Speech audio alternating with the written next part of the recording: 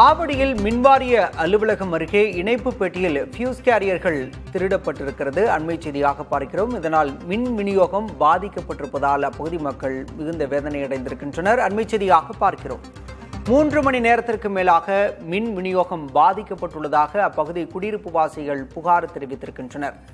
சென்னையிலிருந்து ஃபியூஸ் கேரியர்கள் கொண்டு வரப்பட்ட பிறகு மின் விநியோகம் வழங்கப்படும் என மின்வாரிய அதிகாரிகள் கூறுவதாக தகவல் வெளியாகியிருக்கிறது.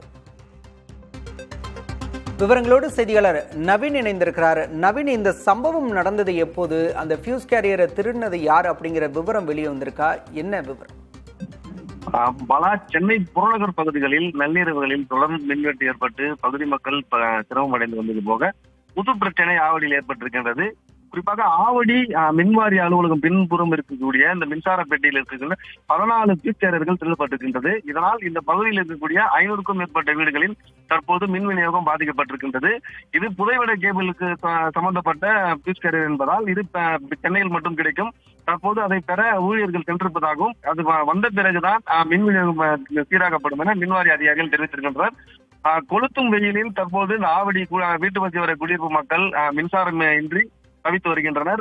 இந்த விவகாரத்தில் துரிதமாக செயல்பட்டு உரிய நடவடிக்கை எடுக்க வேண்டும் என அவர்கள் கோரிக்கை விடுத்திருக்கின்றனர். ஏற்கனவே காமராஜர் நகரில் 2 வாரத்திற்கு முன்பு ஃபியூஸ் கேரியர்கள் திருடப்பட்டிருக்கின்றது. அதன் காரணமாக அந்த மின்சார பெட்டிக்கு பூட்டு போட்டிருக்கின்றனர். தற்போது 2 வாரம் கழித்து ஆவடி வீட்டு வசதி வாரியம் குறிப்பாக அலுவலகம் பின்புறம் இருக்கக்கூடிய பெட்டியிலேயே இந்த திருட்டு நடைபெற்றிருக்கின்றது.